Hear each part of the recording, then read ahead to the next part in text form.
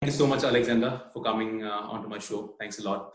I know this is all the way from Germany. Me. Yeah, thank you so much. I know you've got a different time zone also, so you're taking everything into consideration. Thank you so much for coming in. So to start off with, you have been an accomplished tennis player to start off with, right? In singles, you were as high as 89 on the ATP ranking. Then doubles, you were as high as 16. You reached the semi-final twice in the Grand Slam. Then, of course, and after that, you started your academy along with your former Davis Cup compatriot, Rainer Cutler, who also has been an accomplished player himself. He reached the Australian Open singles final, which we now, of course, is called Alexander Waske Tennis University, right? And of course, by now, India is quite familiar with you, with your academy, because you are very much present here in India in the form of Altavol Alexander Waske Tennis University, right? So how has been the journey so far in India, and how did it all start? The entire process of you, choosing India. I guess India is the first foreign entry for you. Yes. Well, we have a long way back our tie-up with India, because Sriram Balaji was the first player of my academy. That's the one who we started with. So 10 years ago, the Tamil Nadu Tennis Association decided they wanted to send their players abroad and get international influence. So they came to us and they gave us this player, Sriram Balaji, who was supposed to become part of the Davis Cup within 3 years. That was their goal. They also sent Mohit Mayurya Prakash to us. Also a very talented player, but two different personalities. I had to kick out Mohit after 6 months due to being undisciplined with his behavior. Bala has been from the start a pleasure to work with, and I'm very proud of him as a player, but even more as a person of what he has become.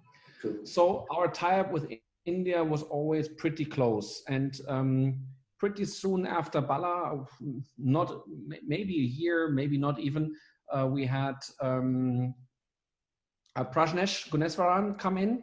He came after college and started his professional career with us, and after that, Jeevan Nedonchesian joined, and some years later, Sumit Nagal came, and a couple of other Indian players. Now Arjun Kada is also there. So we've always had a good tie-up, and we always got along with the mentality well. And we also found, I think, certain things that were lacking in the Indian game, and that's kind of some of the things that we approached. And therefore, I think we were a bit more well known in India than other academies, because we are not investing so much money into marketing like other very large academies that have a huge budget for marketing. We are a smaller place. We have only 4 courts indoors, and we have 5 courts outdoors. So we are very, very small compared to other places. But we had success with these players, and not only success, I think that these players always felt that the person matters to us and that our individuality is high. It's difficult to be personal with players if you have 80 courts to fill with 600 players. The head coach might not even know the name of some of the coaches. So this is our strength, I would say, this individuality, and the players that were there know this, that it's not only them as players, but also as people, that we care for them. So so that was the beginning with India. And why Ahmedabad? Why Altavol? Well, it was not my idea. It was the father of one of our players, Hanu Patel, who came to me after 6 months of his son spending time at our academy, and he really liked what he saw, and he had the idea of creating an academy in Ahmedabad. And so I flew in with my business partner. We had a look at things and we got along with the people well. And then we decided to try this. And I wanted it a bit different because I said that I want a different way of practice. And so we had 16 coaches over in Germany for 3 months for a very intense amount of training to learn a different way of working tennis. And last year they started with this project. They have improved a local site. We built 7 brand new Rebound Ace courts. We built a new gym. So the infrastructure is very good there. Then I was there, I think 5 or 6 times within the last 1.5 years. My head coach was there several times. So we just had a video call with him yesterday about certain things. So the tie-up is there. That's how it is right now. True. Yeah. Now, one thing I have realized from your, academy is that you emphasize quite a bit on the physical side of it, right? Physical conditioning, which is of course very important in today's tennis, right? In today's very physical game that we have in tennis. So what is the thing that you might be doing a little bit differently, otherwise? Because everybody is in physical conditioning, I know, but I feel that you stress on that bit quite a bit, right? Because we have seen our own players evolve quite well in terms of their physicality, be it Sumit or somebody else of late. Because Sumit initially, of course, he always had a good game, but now we could feel that he has that physical conditioning working for him well, much better than earlier times, I guess. Well, 10 years ago when I started the academy, we were one of the very few academies in the world that had a gym on site, and we also have to see that Rafa and Moratoglu or Good to Great, they didn't exist at the time, so they came later. But at that time, very few places had a gym on site. In Germany, I don't think we had one site where we had a full-time fitness coach. So someone only devoted for these kind of players. So most of the sites booked a fitness coach from 4 to 6 in the afternoon, and then all the players that were there had fitness from 4 to 6. Not mattering how much tennis they played, if they had intense practice or not, if they were tall, small, fast, slow, whatever, they had fitness 2 hours altogether. So that was the beginning when I said, okay, this cannot be the case. I need a fitness coach to be present from the warm-up until the cool-down. He has to be there. He has to talk to the tennis coaches during the day. They have to agree that this has to be improved, that has to be changed. I need someone that spends way more time into developing programs. True, yeah. So that was the start. And nowadays, yes, there is a lot more fitness, but again, the individuality, at times I hear they have fitness coaches training 80 players at the same time. I don't believe in that. So we have to have individual programs, and we have to have someone taking very good care of it. And then it's the quality of fitness, it's injury prevention. So why? Well, there's several reasons why to focus on this. Number one, we want to have bodies that can have a longer career. We also want to have bodies that even after their career, they can still do some sports. Yeah. We want to avoid injuries from the start. We want to avoid overtraining. We want to see that the kids are growing up and they're straight, they're coordinated, and they learn a lot about their bodies, and not that the training goes into one way. You will see a lot of tennis players at an early age that play a lot of tennis and do little on the side. If they're right-handed, you see the right shoulder dropping and coming in front. Because a lot of forehands and serves that are being repeated, but very little here, and the left side is not being trained. So they're becoming asymmetric, and this asymmetric thing will lead into maybe problems with the neck, maybe shoulder, maybe elbow. So there's a time when the body says this is too much into one direction. So we're trying to avoid this by proper training. And once we build a straight structure of a body, then it's easier to load the body with work. So then it's like building a house. You need a strong foundation in order to build many storages. So if you don't have that and you put a lot of weight on, it's going to collapse. So kind of like this. True. Now, talking about individual players, now you have seen Sumit right from his junior days, right? I think it was in 2014 he entered your academy, or maybe before that, I'm not sure. Yeah, it was still in his junior times, yeah. Correct, yeah. And that's when he also, won his Wimbledon doubles title, junior one, of course. Now, of course, we have seen a more matured Sumit Nagal, of course, for obvious reasons, because he has grown over time. So how do you see Sumit evolving as a player now, and where do you see Sumit in the next maybe 4 or 5 years? Because I could see that he's one of the hottest properties in Indian tennis now, right? Yeah. Given that his age is also with him now.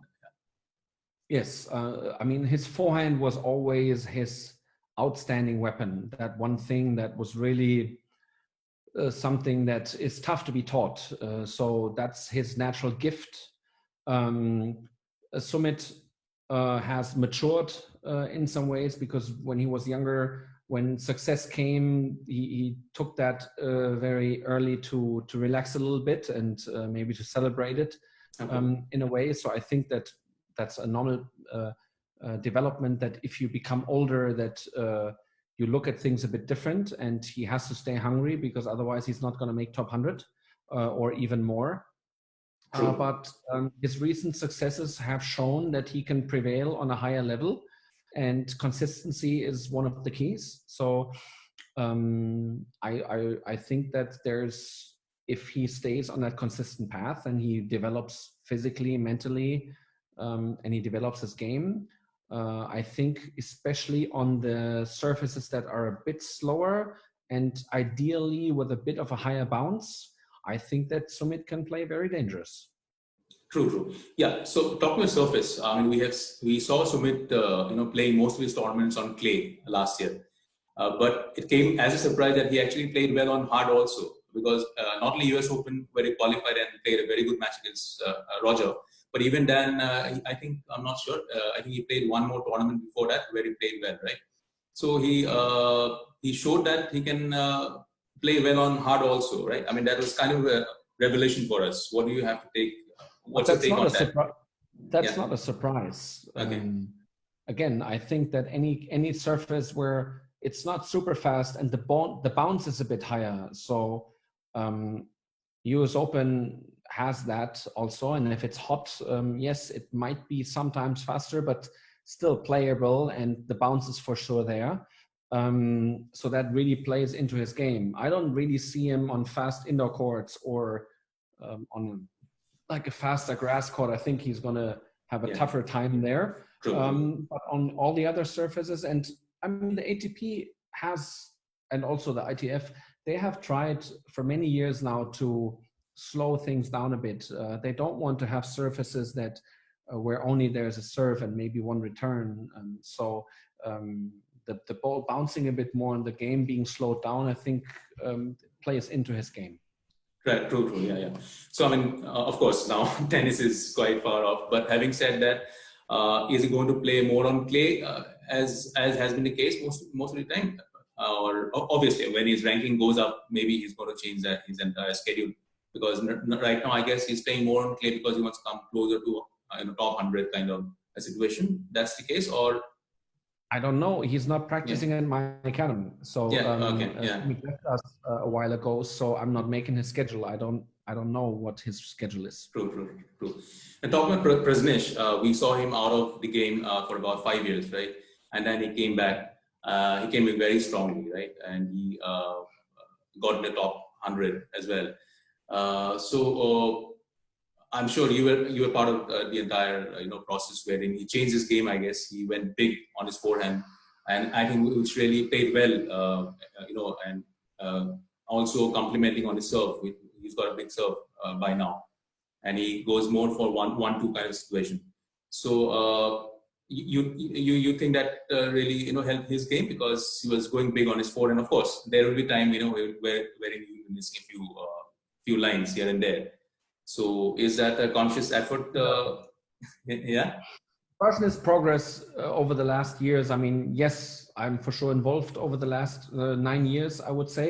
But the biggest part or the biggest influence from our academy was Bastian Sovanpratep, who is responsible for Prajnesh and who also coached him at most of these tournaments.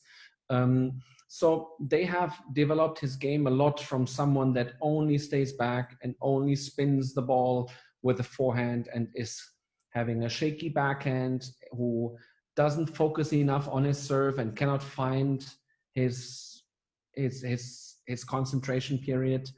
All of these things have been changed over the years. He has had a tough time physically, so he also had to develop his body in order to be able to play a full season because he had too many injuries before. And Basti really worked hard with him on changing paces on the forehand. So the heavy spin forehand is only suitable against certain players, but we also need to flatten it out sometimes, and especially his forehand inside out, or even the forehand down the line change from players that have a very solid backhand. Then his backhand used to be a big weakness, especially passing, returning. So he would just kind of put it in and hope to come with a forehand again. His backhand has changed tremendously, and if he really stepped into the backhand, he played it very heavy. The matches in Indian Wells really showed that. That's when he played his best, when he stepped in diagonal into the court, took the ball early, really put so much pressure, flat cross court, that the guy had to raise the ball with a forehand, and then he would come with his left-handed forehand and take over. He did that really well. The slowing down part on his serve, taking the time, finding his focus, working the 25 seconds, and not being ready always after 7 seconds and playing the next point, which is something that he needed to be aware of. And then he finally realized that his percentage is going up in serve because he takes a bit more time and he is a bit more clear of what he wants to do and what he wants to change. Because, I mean, he has a great build for a big server. So very lengthy arms and a very good angle there that he can use. So a lot of more free points that were coming in there.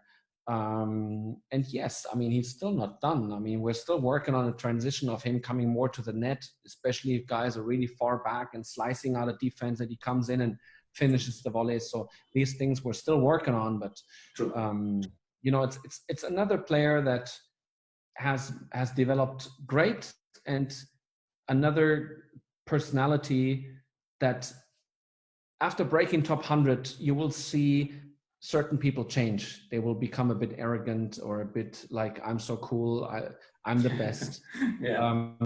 I can only raise my hat for respect. Prajnesh stayed exactly the same nice guy that he was before. A humble, respectful person, a thankful personality that always was really a team worker, that always stayed in touch and that didn't change, and that always had an open ear for certain things. So I'm really happy with him, how he developed as a professional, successful player, that he stayed himself. True. That's so important, right? I mean, to stay on the ground and then improve, right? Self-improvement is the only thing that, being a successful tennis player doesn't mean that you're a good person. But I would say the most successful people, like Roger Federer, such a nice person also. And it doesn't matter if the camera is on or not. In the locker room, where all the people from the outside cannot see, he's still friendly, he's still humble, he's still a good guy, and nobody films him, so he doesn't have to be. Now, one interesting successful story that your academy has is, I think, way back in 2011 with Angelique Kerber, right? When I think she lost the first round in Wimbledon, and then she was out of top 100, I guess. And then just prior to US Open, she came to your facility and trained at your facility for about 5-6 weeks, I guess. Right after Wimbledon, we had a sit down in Wimbledon, and we said that she's really unhappy with her game right now, and that she doesn't know what to do. And then we said, okay, why don't you play the tournament? We're gonna watch the match. We're not gonna say anything, and just to see something, and then let's talk after. So she played a terrible match, lost to Laura Robson first round. Yeah. And so we talked after, and she was very negative. She was talking about quitting tennis. Oh, really? Okay. She said that she doesn't want to play anymore. She was already 30 something in the world, and now she's dropping out of top 100, and it doesn't make sense, and she's not happy, and so on and so on. So we said, you know what? Why don't you just come by for a week? Let's practice. Let's see what we can do. I think we see some things that you can do better, and let's go from there. So we practiced for a week, and she was happy, exhausted. Her endurance level was shocking. It was really bad. She wasn't moving well. She was overweight. Okay. And we would actually, when we went running with her, we would lose her in the woods at times. We would have to turn around because she was so slow, and she was always complaining, I'm not a runner. I'm never going to be good at this. Okay. And so after a week, she said that she wants to go play a challenger somewhere because she's dropping out of top 100 and she needs to make some points. And we had a long sit down, and we explained to her that right now, we said, you did a very good week. We see a lot of things that we can improve, but we said, right now, you're not ready to beat good players. You're not in a good shape. And we said, we really strongly advise to keep practicing and build up your level for you to be able to beat good players again. So the talk was very long, but at the end, she was there with her mother, and they decided, okay, we're going to stay for another week. At the end of the next week, we again had a talk. It was again long, not as long as the first week. It was the same battle, and we decided to stay for another week. And then we did the same thing for 5 weeks, and we kept telling her, no, don't go. And then last week, I think she said, yeah, I don't even have to come to you anymore. I know you want me to keep practicing. And then we sent her, she went to Dallas for the pre-tournament of the US Open, and she qualified, made semis. And then we were in New York, and she played the Slam. First round, she beat a young wildcard, Lauren Davis, in a terrible match. First round, we got lucky to win that. And then second round, she faced Agnieszka Radwanska, who was, I think, the 12th seed at the time. Yeah. And everybody expected her to lose. It was a very, very tough battle on grandstand. It was a very good match. And she turned it and she won. And then suddenly the draw opened up. There was no big name that came. And she beat a couple of other girls and ended up in the semifinal and lost in a close one to Sam Stoger. And boom, she was 35 in the world. And now a lot of things have changed there. And she became hungry. She felt, I'm so much better like this. I'm lighter, I'm moving better, I'm doing this. True. Yeah. So she was very motivated, and now she really wanted more. So we agreed that she started preseason on the 6th of November, where most of the players are still on holidays. And we did a 7-week period in 2011. So it was 5 weeks between Wimbledon and US Open. And then she played for another 2.5 months on tour. And then we did a 7-week, very, very long and intense preseason. And I would say that she was in the shape of her life up until that moment. And in 2012, she broke into top 10 and made number 5. That was the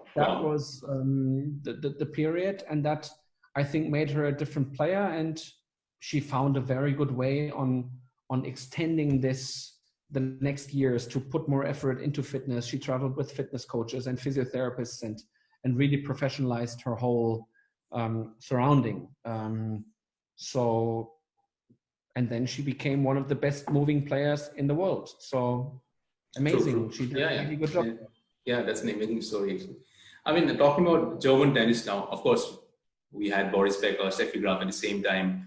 We used to rule world tennis. And then there was a little bit of lull. Of course, we had fine players at the time, a little bit. But now we've got, I think, Sasha, then Kerber. I think German tennis is back big time now, right? I wouldn't agree with you. Yeah, okay.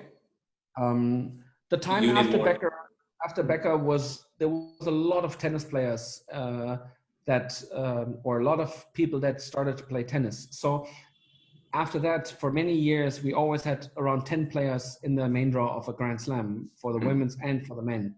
So I don't think it's a success to have Boris Becker or Roger Federer. I think these people will be born. These are superstars. But to create players like Prajnesh, who is a top 80 player, this is a lot of work. He is a gifted yes. player, but it's not that he is the most biggest talent ever in the world. So I think these players you can get by a certain amount of talent, but hard work, discipline, and so on will get you to be successful. So Germany has had so many players in that area. I'm one of them. I was never a top 50 player. Definitely, But right now we don't have that anymore. So Sasha Zverev is a big difference or an exception. But we don't have 10 players in the main draw anymore. We have 5 players now. And if you look at the junior Grand Slams, we don't have any Germans making trouble there. So I'm not so happy about the German future when it comes to, yes, we have Alexander Zverev, but where are the others that are 60, 70, 80, 90 in the world? Which means that we'll get there. True. You're saying that the depth of German tennis is a little bit on lowest, right? I mean, you have somebody who is at very top, but down below you don't have too many players. During my time, Zverev, you had a lot of players, yes. Not a number 1, but he was top 5. But in my time, we had Tommy Haas, Nicolas Kiefer, and Rainer Schüttler. They were all 3 top 5. Right now we have 1. The next best player is Jan-Lennart Struff, which did a great job, I think. Really improved a lot over the years, but not a top 10 player. So we went from 3 top 10 players to 1 top 10 player now. We went from 10 top 100 players to 5. So, and we went from having 5 players in the main draw of a junior Grand Slam to 1 or 0. That's a clear sign for me. True. I mean, you got a point actually. Yeah, I mean, I didn't think on those lines. True. Yes. And now coming to Indian tennis, what do you make of Indian tennis? Because by now you have seen enough of it. I think enough of it in a sense. You have seen quite a bit of it. So what do you make out of it about the Indian players? I'm not going to talk about Prajnesh or Sumit Nagals. They're there, but the players in general, their work ethics, their skill level, their mental conditioning, physical makeup, the overall thing I'm asking. Well, the overall picture is that in your culture, sport is not super high. It's not, education is always number 1. And in Germany, and this was the way my father brought me up, he said, as long as your grades are good, you can do as much sports as you want to. But he didn't exclude me from sports when I had exams. So I'm finding it very tough that people come and say, our child's not coming for practice for the next 6 weeks because they have to study. I don't think it's beneficial to study 12 hours a day. I think you can, even though you're heavy into studies, you can still have a tennis session and a fitness session in between. You can practice, you can study 2 hours in the morning, hit some tennis balls, study 2 hours, have some fitness, study for another 2 hours, have a nap and study for another hour.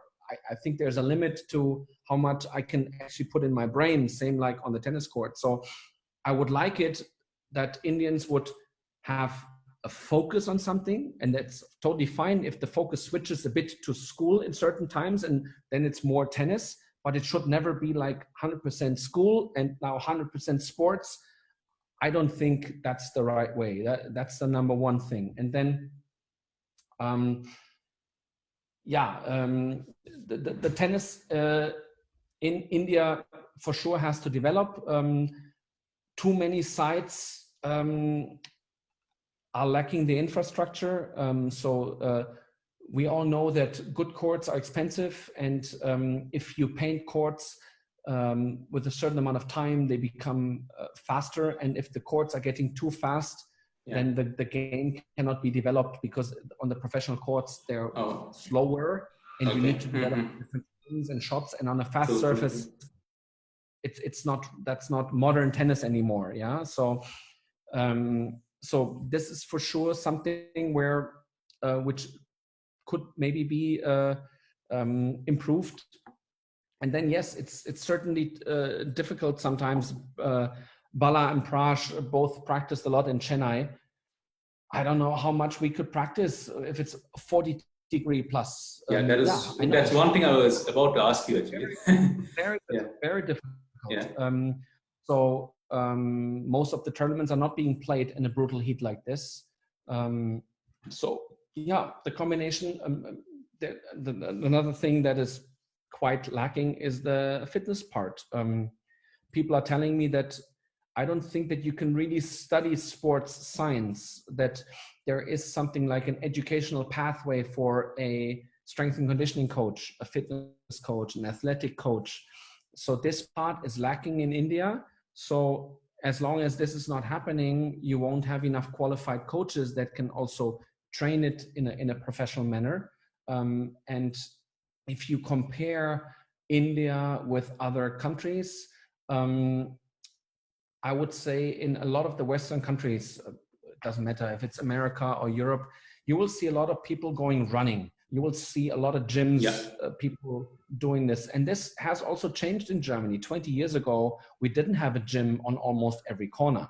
Yeah. Now, you maybe have one McDonald's and one gym, that kind of ratio. So people are much more aware of their bodies, and they're investing more time in this, taking care of their bodies. And in India, I haven't seen that really, that a lot of people go running outside on the streets. No, I'd like to give you some good news about this. I think things have changed a little bit of late, because one is that the government, for example, they are giving a lot of importance to school games. For example, we've got something called the Khelo India, which is to do with, it's basically that didn't happen that much earlier. So also talking about, we've got a lot of leagues now. I'm sure you know India is only about cricket. It used to be only about cricket, right? So we've got different leagues now. Yeah.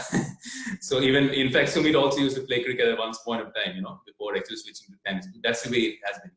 But thankfully, we have been giving a lot of more importance to other sports as well. So we've got, today we've got badminton league, table tennis league, football league, which was never the case before. But badminton and table tennis, you've been successful, especially badminton, also squash. So these sports, true. When I grew up, India was a massive force in hockey. Not so much anymore, because hockey also got, you guys were always the most crafty ones with handling the stick.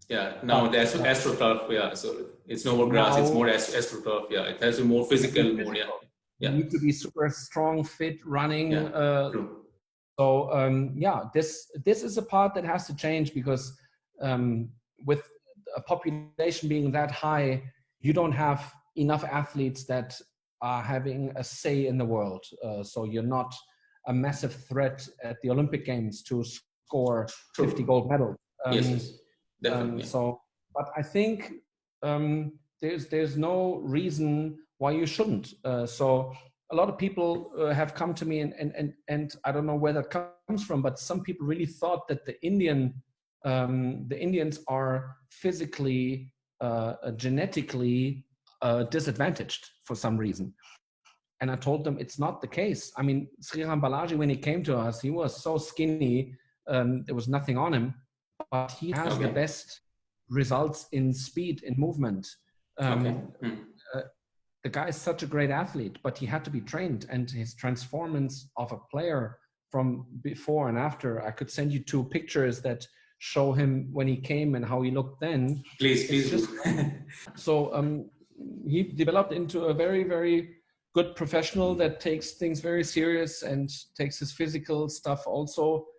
It's very important for him to be fit. So I think that these things, they will take some time, but there will be a development in India. And I think that sports will become more important, and it is a realistic pathway to develop the tennis skills, and then maybe find the way to college tennis, and also to see that the network in tennis is pretty large in the world, and it's very highly looked for that people in business also have shown skills in sports. If it's a team sport or an individual sport, it both has positive effects. So if you're either compatible in a team, or if you're good under pressure and you can focus and you're being disciplined, all of these things are good qualities also for business. True, true. Yeah. I mean, tennis also, not in tennis, any sport teaches kids and everybody so many life skills as well, right? And that is also Yes. important. Yeah, yeah, yeah. So like you said, I mean, discipline is something that is very important for any player, right? And prime example has been, Sriram Balaji, like you said. So yeah, so I'm sure in the tennis with the right ethics and with coaches like you, academies like you, and you all coming to India also, imparting your knowledge, your skill, your expertise, and the fact that you have played the game, at a very elite level really helps, right? So I'm sure this is, we have better times. Of course, it's not that we are in a very bad times with Indian tennis. We already have, players evolving like Sumit Nagal and all that. Yes. And I'm sure, we'll do well. But I think that the other point that I mentioned is that developing a sports science field in India would for sure help also. So that people can study this. This will open up opportunities because there's more coaches than in India, and that will improve the fitness levels and the gyms and the whole thing. So all sports need fitness. There's even cricket that is not the most athletic. Yes. Yeah. But still, I think that the best players in the world are very fit and are investing a lot of time into their bodies. So fitness is the part that is important for all of them. So true, it's mandatory. Yes, of course it is. So thank you so much, Alexander. And I don't know when we'll again, see you in India, like things stand right now. Yeah. But first, the flights have to happen again. The airports have to open. True. But if that all happens, I'm looking forward to go back and see my friends and partners in Ahmedabad. I always enjoy my time there. My wife joined me last year. We had when we had the big opening. We had Bala and Pras on site. They were also there. Yeah. So yeah, we enjoyed the time there. At the end of the day, it all matters of, I think, what kind of people you meet there. And true. Yes, that's what matters, right? Yeah. But I see a lot of smiling faces, and gives me a good feeling. The coaches that we worked with for 3 months, there's for sure a bonding happening. It's different because you just had so much to do with each other day in, day out. So I'm always happy to be there. True. And you're always welcome to India. And hopefully next time, I'll have the opportunity of meeting you, even though not physically, maybe on the phone, just to say hi to you when you come to India. So thank you so much, Alexander, for your time. It was really great having you. I always wanted you, on my show because of all the good things that you are doing. Yeah. Thanks for inviting me. Thank you so much, and keep on with your good work. Not only with Indian tennis, of course, with the tennis overall, because you're giving back to the game that you once played so well. So that's what really matters, giving back, right? Yeah. So thanks, Alexander. Thank you so much, and you're welcome. Yeah. Good night. Yeah. Thanks. Bye.